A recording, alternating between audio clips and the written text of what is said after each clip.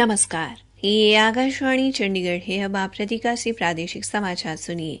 पहले इस बुलेटिन के मुख्य समाचार। केंद्रीय सड़क परिवहन एवं राजमार्ग मंत्री नितिन गडकरी ने कहा है कि देश का ऑटोमोबाइल उद्योग तीव्र गति से बढ़ रहा है। श्री गडकरी ने कहा कि ऑटोमोबाइल क्षेत्र भारत को $5 लाख करोड़ की अर्थव्यवस्था बनाने में महत्वपूर्ण भूमिका निभाएगा। केंद्र सरकार ने 2 से 31 अक्टूबर तक स्वच्छता पर ध्यान केंद्रित करने और सरकारी कार्यालयों में कबाड़ का निपटान करने के लिए विशेष अभियान चलाने की घोषणा की।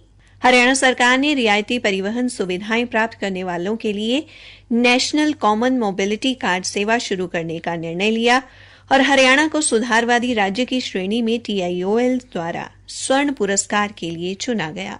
अब समाचार विस्तार से। केंद्रीय सड़क परिवहन एवं राजमार्ग मंत्री नितिन गडकरी ने कहा है कि देश का ऑटोमोबाइल उद्योग 10% से अधिक की गति से बढ़ रहा है। भारत के ऑटोमोबाइल डीलर संघों के परिसंघ द्वारा आयोजित ऑटो रिटेल सम्मेलन को संबोधित करते हुए उन्होंने कहा कि उन्नत सड़क बुनियादी ढांचा और हरित राजमार्गों के कारण ऑटोमोबाइल उद्योग में मांग तेजी से बढ़ रही है। मंत्री ने कहा कि इस उद्योग ने देश के 4.5 करोड़ युवाओं को रोजगार दिया है।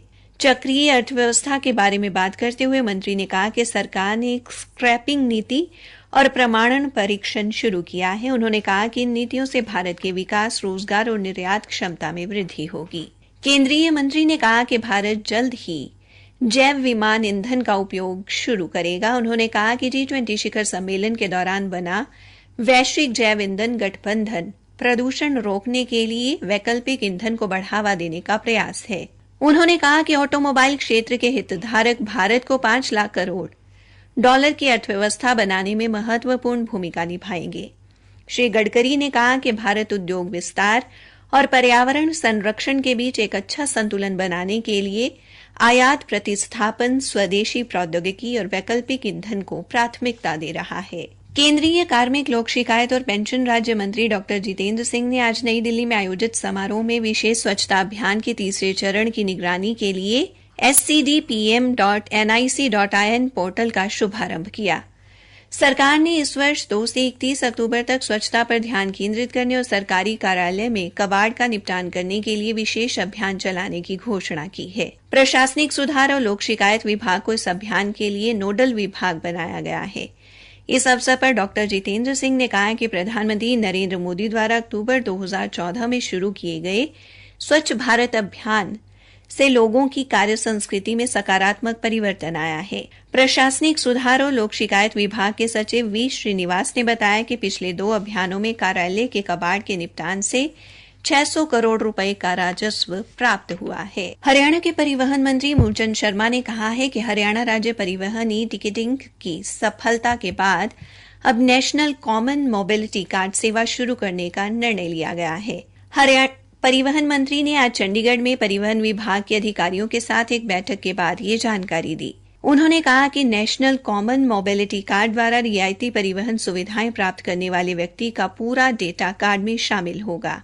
विद्यार्थी, दिव्यांग व मान्यता प्राप्त संवाददाता तथा स्वतंत्रता सेनानी सहित जो लोग हरियाणा परिवहन की बसों में रियायती सुविधाएं प्राप्त कर रहे हैं, उनको केवल ये कार्ड दिखाना होगा। यदि किसी व्यक्ति के किराए में 50% तक की छूट दी गई है तो वो 50% किराया नकद व इस कार्ड के माध्यम से भी दे सकता है।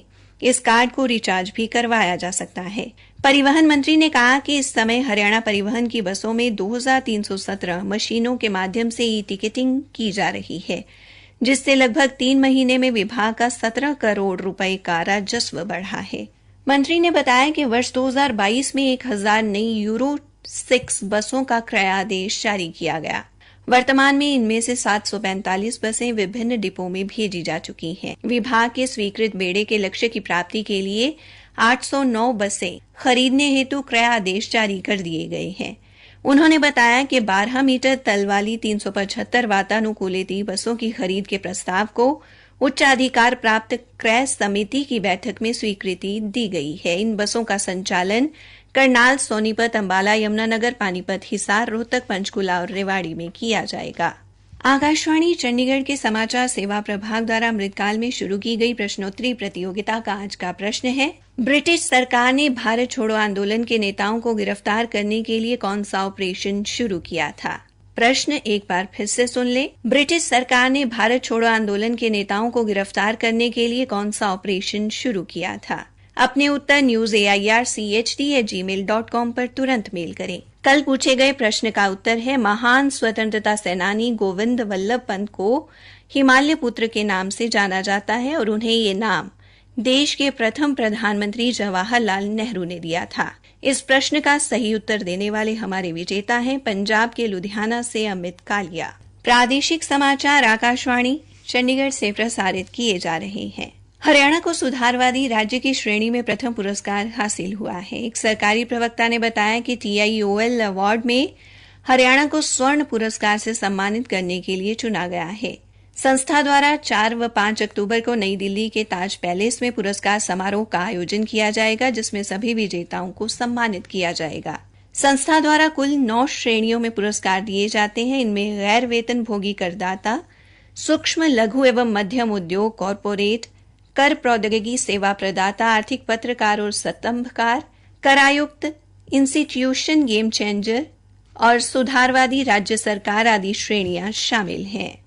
हरियाणा उदय कार्यक्रम के तहत प्रदेश को नशामुक्त करने के संकल्प को लेकर चल रही साइक्लोथॉन को भट्टू कला में रात्रि विश्राम के बाद सिरसा जिले के लिए रवाना किया गया। फतेहाबाद के विधायक दुड़ाराम और पुलिस अधीक्षक आस्था मोदी ने साइक्लोथॉन को झंडी दिखाकर सिरसा जिले के लिए रवाना किया। ये यात्रा बनमंदोरी चौक से होते हुए पीली मंदोरी गांव में स्वागत के बाद जिला सिरसा के लिए रवाना हुई। इस अवसर पर विधायक ने कहा कि साइक्लोथॉन प्रदेश को नशामुक्त बनाने को लेकर संकल्पित है और नागरिकों को नशों से दूर रखने में कारगर साबित होगी। उन्होंने कहा कि ये नशे के खिलाफ एक सामाजिक अभियान है, जिसमें हर व्यक्ति की भागीदारी जरूरी है। आज हरियाणा सहित देश भर में हिंदी दिवस के उपलक्ष्य में विभिन्न कार्यक्रमों का आयोजन किया गया। फरीदाबाद के सराय ख्वाजा स्थित राजकीय आदर्श वरिष्ठ माध्यमिक विद्यालय में जूनियर रेड क्रॉस गाइड्स एवं सेंट जॉन एम्बुलेंस ब्रिगेड ने विभिन्न प्रतियोगिताओं में हिस्सा लेने वाले छात्र छात्राओं और शिक्षकों का अभिनंदन किया। उधर DAV महाविद्यालय में भी हिंदी दिवस के उपलक्ष्य में कार्यक्रम का आयोजन किया गया। हिंदी दिवस पर भिवानी के हनुमान जोहड़ी धाम मंदिर में आयोजित समारोह में 33 हिंदी शिक्षकों को सम्मानित किया गया। अंबाला छावनी के आर्य कन्या महाविद्यालय में भी कविता पठन व कथा लेखन प्रतियोगिताओं का आयोजन किया गया तथा हिंदी के प्रचार प्रसार का संकल्प लिया गया। पानीपत के विभिन्न विद्यालयों एवं महाविद्यालयों में भी हिंदी दिवस मनाए जाने के समाचार मिले हैं। निर्वाचन आयोग के उप निर्वाचन आयुक्त हृदेश कुमार की अगुवाई में आयोग के प्रतिनिधि मंडल ने आज आगामी लोकसभा चुनाव के मद्देनजर हरियाणा, पंजाब व केंद्र शासित प्रदेश चंडीगढ़ के मुख्य निर्वाचन अधिकारियों तथा जिला निर्वाचन अधिकारियों के साथ बैठक की। बैठक के दौरान मतदाता सूचियों के संशोधन बारे विस्तार से चर्चा की गई। निर्वाचन आयोग ने हरियाणा के मुख्य निर्वाचन अधिकारी अनुराग अग्रवाल की सराहना करते हुए कहा कि देश में पहली बार मतदाताओं की सुविधा हेतु हरियाणा ने क्यू मैनेजमेंट मोबाइल एप्लीकेशन बनाई है, जिससे मतदाता को मतदान के लिए अपनी बारी का पता लग सकेगा और उसे पंक्ति में खड़े रहने की जरूरत नहीं पड़ेगी। उप निर्वाचन आयुक्त हृदेश कुमार ने कहा कि निर्वाचन आयोग ने पहली बार 17 वर्ष की आयु में ही युवाओं को मतदाता बनने का अवसर दिया है।